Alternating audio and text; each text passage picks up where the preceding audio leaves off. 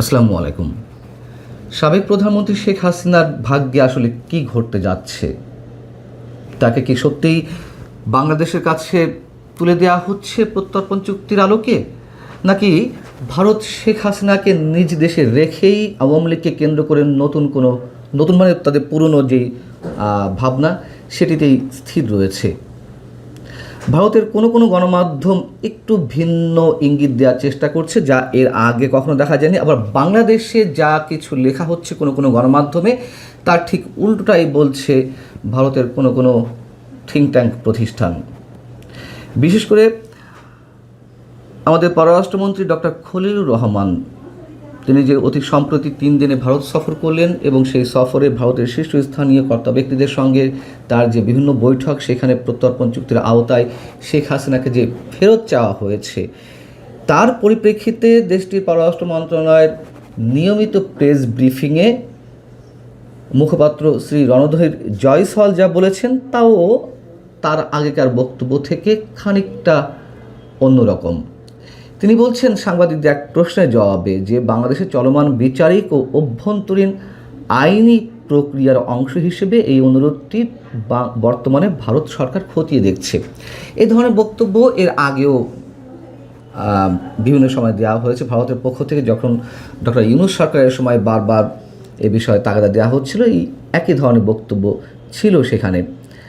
তবে একটু ভিন্ন যেখানে কোনো কিছু আমরা খুঁজে পেতে পারি, তা হচ্ছে তিনি বলছেন যে তাদের পররাষ্ট্রমন্ত্রী এস জয়শঙ্কর ভারতের সেই ইচ্ছার কথাই স্পষ্ট করেছেন, যেখানে বাংলাদেশের নতুন সরকারের সঙ্গে সুসম্পর্ক বজায় রাখার পাশাপাশি আমেরিকার সঙ্গে সম্পর্ককেও আরও সুদৃঢ় করতে চায় ভারত। এখন শেখ হাসিনাকে কেন্দ্র করে বাংলাদেশের বিষয়টি তো আসতেই পারে। এখানে যুক্তরাষ্ট্রের প্রসঙ্গটি কেন এলো, একটু ভাবনার বিষয়। এবং আমরা জানি যে আওয়ামী লীগ সরকারের বিরুদ্ধে যুক্তরাষ্ট্র সরকারের তো নানান ধরনের প্ল্যানিং ছিল, তাদের প্লট নির্মাণ করা ছিল 24-এর 5 আগস্টে যে অভ্যুত্থান, সেই অভ্যুত্থানের বিষয়ে। সেই জায়গা থেকে আমেরিকার প্রসঙ্গটি কি নতুন করে আসছে? এবং আমরা জানি এই মুহূর্তে ভারতের সঙ্গে যুক্তরাষ্ট্রের সম্পর্ক খুব একটা ভালো নয়, অর্থাৎ তারা আমেরিকার সঙ্গে সম্পর্ক ভালো করতে চায়। এই মুহূর্তে ঠিক বোঝা যাচ্ছে না যে এই বিষয়টিকে কেন্দ্র করে তারা কী বলতে চাইছে। জয়সওয়াল আশা প্রকাশ করে বলছেন, উভয় পক্ষের বিস্তারিত মতামত ও অবস্থান জানতে শিগগিরই একটি আনুষ্ঠানিক বৈঠক অনুষ্ঠিত হবে, যেখানে শেখ হাসিনার প্রত্যাবর্তন ইস্যু, সীমান্ত পরিস্থিতি সহ একাধিক গুরুত্বপূর্ণ বৈঠকে এসব বিষয় স্থান পেতে পারে। রণধীর জয়সওয়ালের এই বক্তব্যের পরিপ্রেক্ষিতে ভারতের অন্যতম প্রভাবশালী গণমাধ্যম দ্য হিন্দুস্তান টাইমস, তারা যে শিরোনামটি করেছে তা হচ্ছে এরকম: in subtle shift, India Sage Sheikh Hasina's extradition request being examined. এই যে সাবটেল শিফট, মানে একটা সূক্ষ্ম পরিবর্তনের কথা বলা হচ্ছে জয়সওয়ালের বক্তব্যকে। এখানে বলা হচ্ছে যে এ বিষয়ে ভারতের অবস্থানে একটি সূক্ষ্ম পরিবর্তন এসেছে, যা 8 এপ্রিল নয়াদিল্লিতে বাংলাদেশের পররাষ্ট্রমন্ত্রী খলিলুর রহমানের সঙ্গে ভারতের পররাষ্ট্রমন্ত্রী এস জয়শঙ্করের সাক্ষাতে উত্থাপিত হয়েছিল। বিশেষ করে ঢাকার নতুন সরকারের সঙ্গে একটি কার্যকরী সম্পর্ক গড়ে তোলার উপর ভারতীয় পক্ষের মনোযোগের পরিপ্রেক্ষিতে এই পরিবর্তন এসেছে। কদিন আগে মানবজমিনে একটি প্রতিবেদন এলো, যেখানে বলা হয়েছে যে শেখ হাসিনাকে কাতার চলে যাওয়ার কথা বলেছে ভারত। এবং আমি নিজেই মন্তব্য করেছিলাম যে এটি এই মুহূর্তে ভারত করবে কি না, এবং এই কথাও বলেছিলাম যখন শেখ হাসিনাকে আশ্রয় দেওয়া হয়। এবং এই মুহূর্তে এসেও তিনি যে সেখানে অবস্থান করছেন, ভারতের বিজেপি সরকার দেশটির গুরুত্বপূর্ণ সব দলের সঙ্গে বৈঠক করেই আলোচনা করেই এই সিদ্ধান্ত তারা নিয়েছে এবং সেই সিদ্ধান্তটি এখনও বজায় রেখেছে।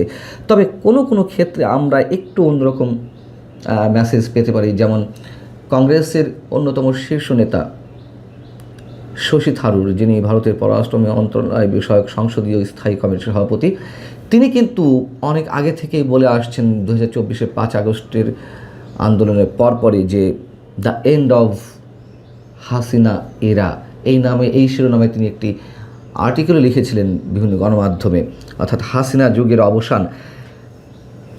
কেউ কেউ হয়তো মনে করছেন যে আর হাসিনাকে ধরে রেখে কোনো লাভ নেই, হাসিনাকে কেন্দ্র করে বাংলাদেশ ভারতের মধ্যে যেই সম্পর্ক তা যদি পুনর্নির্মাণ করতে হয় তবে সেক্ষেত্রে বাধার সৃষ্টি হয়ে দাঁড়াবে। তবে আমার মনে হয় না যে শুধু শশী থারুরের বক্তব্যের উপরেই সব কিছু নির্ভর করছে, এবং কংগ্রেসের সঙ্গে, বিশেষ করে কংগ্রেসের সঙ্গে আওয়ামী লীগের যে সম্পর্ক বা শেখ হাসিনার যে সম্পর্ক, তারা এটি কোনো মতেই চাইবে না শেখ হাসিনাকে বাংলাদেশের হাতে তুলে দিতে। তখন বাংলাদেশে তার বিচারের রায় হয়ে রয়েছে, মৃত্যুদণ্ডের রায় হয়ে রয়েছে, এই অবস্থা তারা চাইবে না। এমনকি আওয়ামী লীগ বিরোধী যেই গোষ্ঠী এখানে আছে তারাই তো সবসময় ভারতের বিরোধিতা করে এসেছে। এখন সেই জায়গা থেকে ভারতের জনগোষ্ঠীর একটি বিশাল অংশের মধ্যেও বাংলাদেশ বিরোধী মনোভাব গড়ে উঠেছে, এবং আওয়ামী লীগের প্রতি তাদের একটি সফট কর্নার আগে থেকেই আছে, এখনও সেটি রয়েছে। সেই জায়গা থেকে সম্ভবত তারা শেখ হাসিনাকে ফেরত পাঠানোর বিষয়ে একমত পোষণ করবে না। এই প্রসঙ্গে যদি আমরা একটি খুবই গুরুত্বপূর্ণ প্রতিষ্ঠানের বক্তব্য তুলে ধরি, অনেকটা পরিষ্কার হওয়া যায়। যেমন দিল্লি ভিত্তিক think tank ORF, observer research foundation, তারা তাদের একটি লেখায় বলছে, যে লেখাটি মাত্র কয়েক ঘন্টা আগে প্রকাশ পেয়েছে, সেখানে বলা হচ্ছে যে ডক্টর খলিলুর রহমানের সফরের সময় অজিত দোভাল, ভারতের নিরাপত্তা উপদেষ্টা, এবং জয়শঙ্কর, ভারতের পররাষ্ট্রমন্ত্রীর সঙ্গে যে আলোচনাগুলো হয়েছে সেখানে খুব স্বাভাবিকভাবেই প্রত্যর্পণ চুক্তির বিষয়টি উঠে এসেছে। এবং এখানে বলা হচ্ছে বাংলাদেশের আন্তর্জাতিক ট্রাইব্যুনালে দোষী সাব্যস্ত হওয়ার পর ইউনূস প্রশাসন এর আগে সাবেক স্বরাষ্ট্রমন্ত্রী আসাদুজ্জামান খান কামালের পাশাপাশি হাসিনাকেও আনুষ্ঠানিকভাবে প্রত্যর্পণের আবেদন জানিয়েছিল। ভারত যদিও আগে বলেছিল যে আইনি ও অভ্যন্তরীণ প্রক্রিয়ার মাধ্যমে বিষয়টি খতিয়ে দেখা হচ্ছে, একই বক্তব্য যেটি একদিন আগেই শ্রী রণধীর জয়সওয়াল বললেন। এখানে বলা হচ্ছে তবে এরপর থেকে তারা প্রকাশ্যে সতর্ক অবস্থান বজায় রাখছে।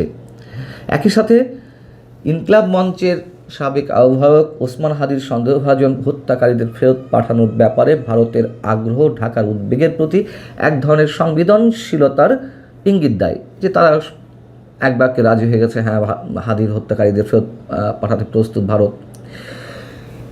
এখানে বলা হচ্ছে এটি এই ক্রমবিকাশমান সম্পর্কে একটি গুরুত্বপূর্ণ কূটনৈতিক পার্থক্য তুলে ধরে। যদিও কিছু রাজনৈতিকভাবে সংবেদনশীল বিষয়ে সহযোগিতা সম্ভব হতে পারে, হাসিনার বিষয়টি অনেক বেশ কঠিন। এই বিষয়গুলো হয়তো অনেক ক্ষেত্রে সহজ, কিন্তু হাসিনার বিষয়ে সিদ্ধান্ত নেওয়াটা খুব কঠিন বিষয় বাংলাদেশের কাছে তাকে ফেরত পাঠানোর ক্ষেত্রে, বিশেষ করে এর সাথে যুক্ত মৃত্যুদণ্ডের কারণ।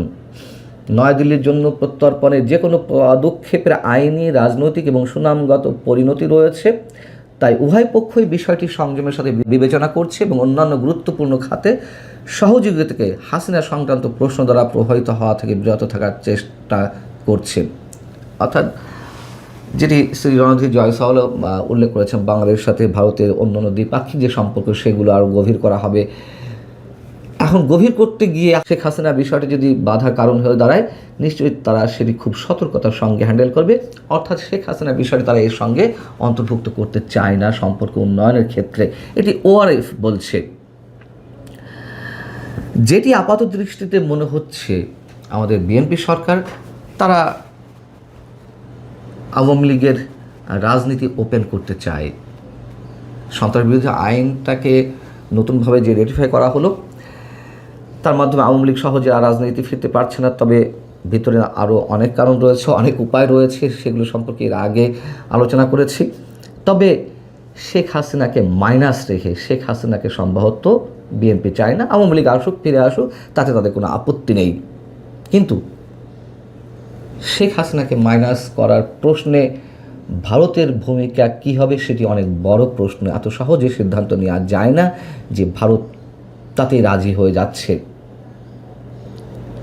হয়তো অল্প সামান্য কয়েকদিন আমাদের অপেক্ষা করতে হবে, এবং এই কদিনের মধ্যে আমাদের সামনে সব কিছু স্পষ্ট হয়ে উঠবে। আসলে